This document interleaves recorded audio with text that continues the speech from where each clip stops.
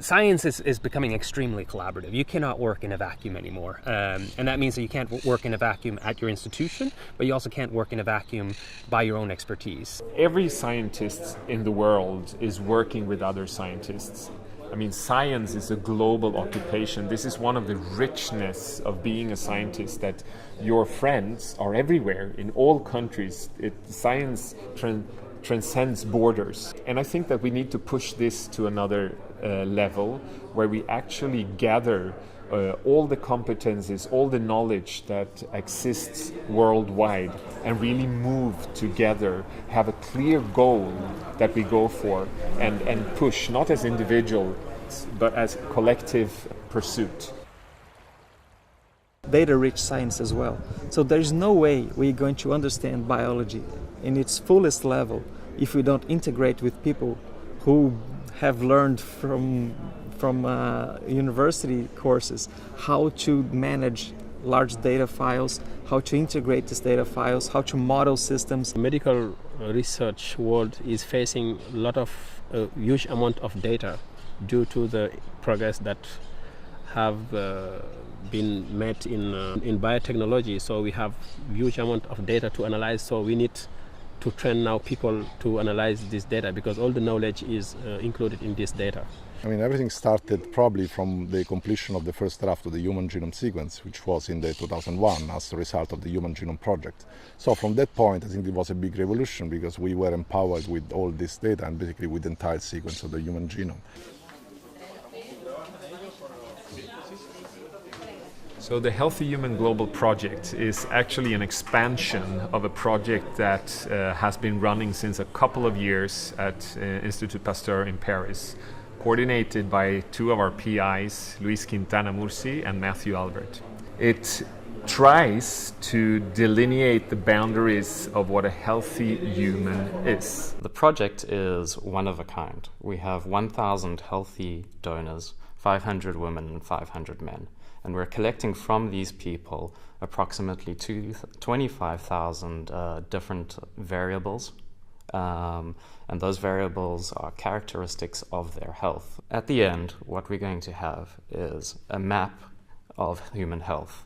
And with this map, we'll be able to develop better therapies to move humans around from a less healthy environment into something more healthy. And healthy for one population might not be exactly the same parameter values that we measure in another population. I mean, currently we are using patients based on the average response to drugs, whereby with the precision medicine, with the help of these big volumes of data that are being generated, the idea is that you know enough about each individual to make more tailored and precise prescription. That's why it is called either personalized or precision medicine.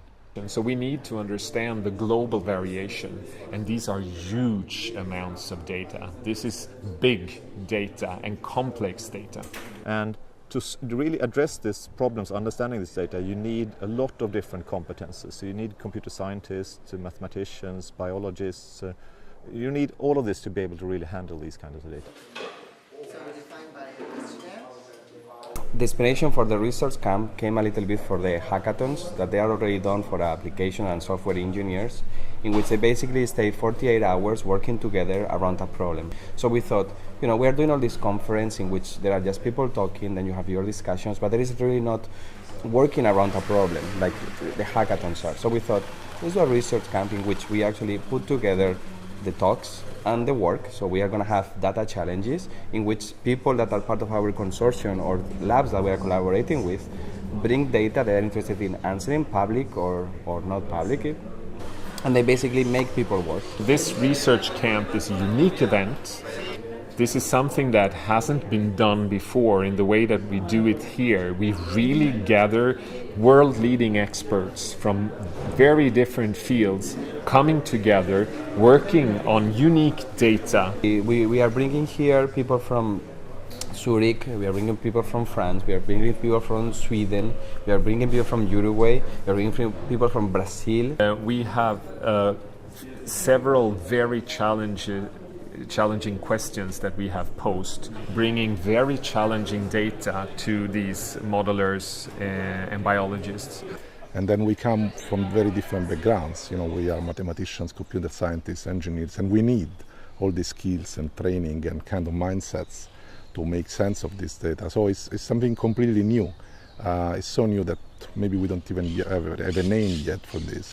So here we're getting mathematicians and computational biologists and people from all kinds of different domains that are looking at the same problem but with fresh eyes. Yeah, I'm really happy to be here because I think we can really gain from the multidisciplinarity that is represented here at the camp. We need both people knowing about the biology and also those who can deal with big data. When there is a scientific question, on the one hand you need to have people who know about the subject.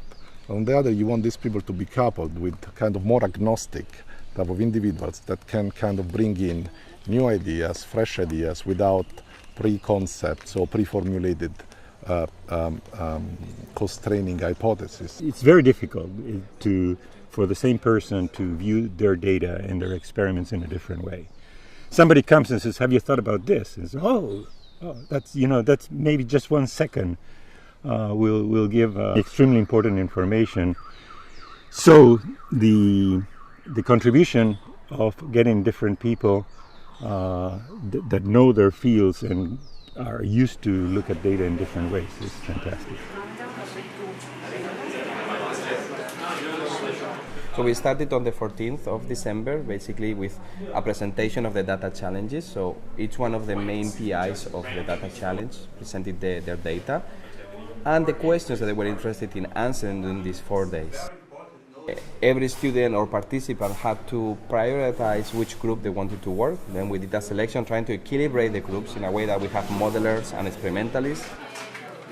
Everyone had to sign into Synapse platform. So Synapse is a platform that we developed at Sage in the last, I guess about 5 years or so. And it's a platform for enabling scientists to collaborate together. It's a very collaborative platform in which you can add data and information, and people can actually upload, download, collaborate, add analysis, and they can actually follow the flow on how the analyses are done in a very simple manner, they call it provenance. And this is very important for science because it makes it very reproducible, which is a problem right now. So we need to make sure that science, no matter who does it or no matter what data set, it's always going to be the same. If not, the results are not interesting if this doesn't happen.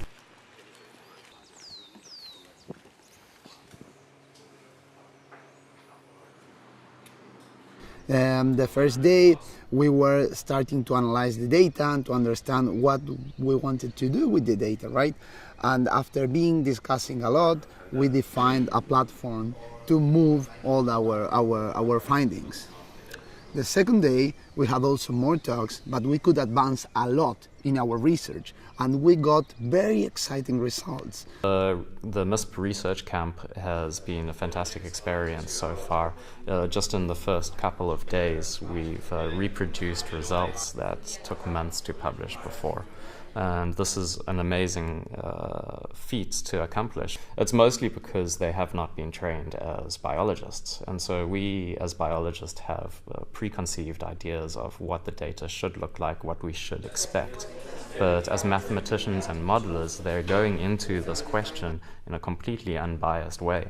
And in a sense, by shaking everything up, once all the pieces fall back together, it might form a better puzzle than what we had initially. So we're opening up entire new avenues of research that other communities have had access to, but biology's been a little bit slow to adopt.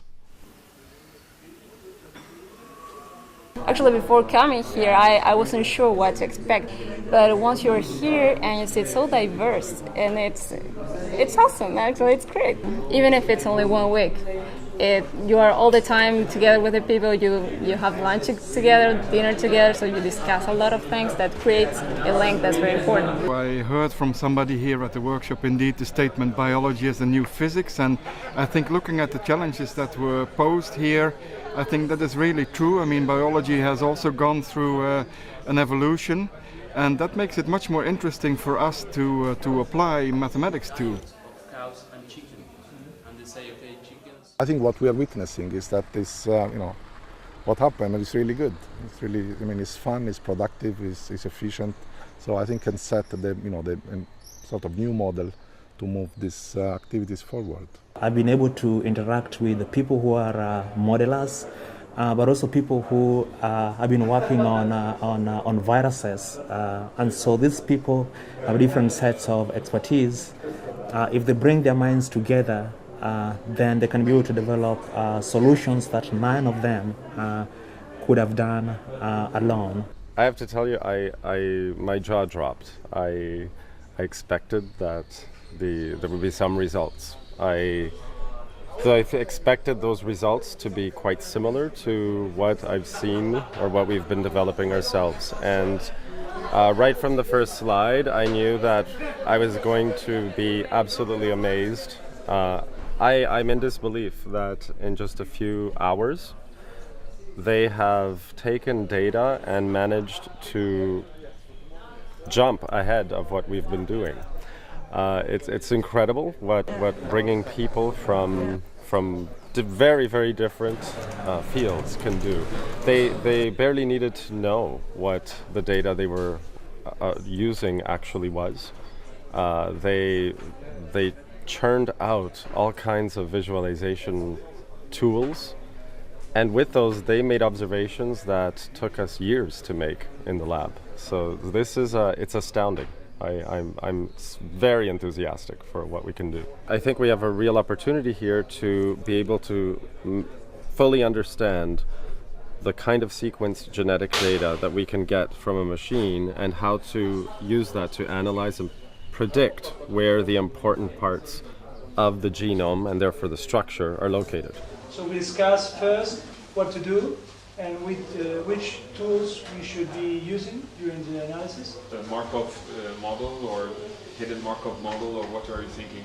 In fact, the first step is going to see, we have just one column and see the frequency of changes to other columns. And then maybe build graphs from that distance matrix and see if the topology of the graph changes over the time.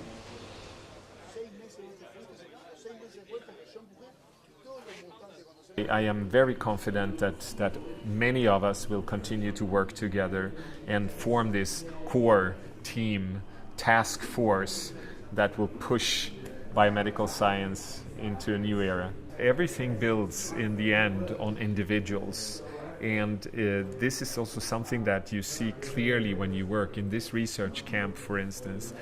Everything depends on the individuals, and there are unique individuals here, unique not only because of their expertise and all the knowledge that they bring, but also unique in the way that they want to share this expertise and work openly, setting aside a little bit the individual ego and really going for a common goal that we work on to solve together. We need to build a structure where this is possible, and we are actually pushing this at this moment. So we are building on this international network of Institut Pasteur. We are building a global genomics center. This will be a collaborative effort. We will build a structure that allows scientists, but also the society as a whole, to use the knowledge and benefit from the knowledge that we build. Politicians need to be involved, countries need to be involved. So I think this push by science, the big data revolution in medical science, actually also can influence the way the world works. The Ebola crisis that we had in 2014 showed this very clearly, that we were not able to move sufficiently quick. We could have done much better than we did if we would have had the structure that we are now trying to build. These individuals that are here today and other individuals around the world could have helped and resolved this issue much faster and much more efficient than we did. Patient needs to agree to buy into this model, as well as clinicians. So and the scientific community is obviously part of it. So it's kind of collaborative and community effort to make that working. You are trying to do research to help people to find new cures, and now with the new technologies that are appearing, people are moving more into what they call the precision medicine. So this camp is actually moving into that direction. Precision medicine is done thanks to people that have different expertise. So this camp is kind of promote this kind of working method, and to bring all these results to society. I strongly believe that for the society, this is a great step. This is super important because we are working to try to find new approaches to get closer to new cures of different diseases. And I hope that we are going to be able to improve the quality of life of the people. I would encourage everybody to create these kinds of projects where you're bringing in vastly different expertises, and it forces you it pushes you out of your comfort zone. The people I've met here, I want to keep the collaborations with them because I believe that this is the beginning of new ways of scientific collaboration, and I believe that projects like the Healthy Human Global Project will change the way we think about medicine, the way we develop medicine. We know that we are all busy a lot because we have a lot of things to do at the same time. But let's keep on finalizing these things, pushing to share and to meet more frequently maybe. And I think in few years we will have an excellent output. I am leaving this camp super happy. I am willing and looking forward to have the second research camp to keep contributing to this. This was just a dream come true, like to have all these people working together. So thank to everybody. I think the results that we have seen already today are magnificent. All the groups have produced remarkable things in very, very short time. It shows what we can achieve when we work in a new way and when we work together. We are really changing not only immunology and virology, but we are also changing the way we do science. Thanks to all of you. Cheers. Thank you.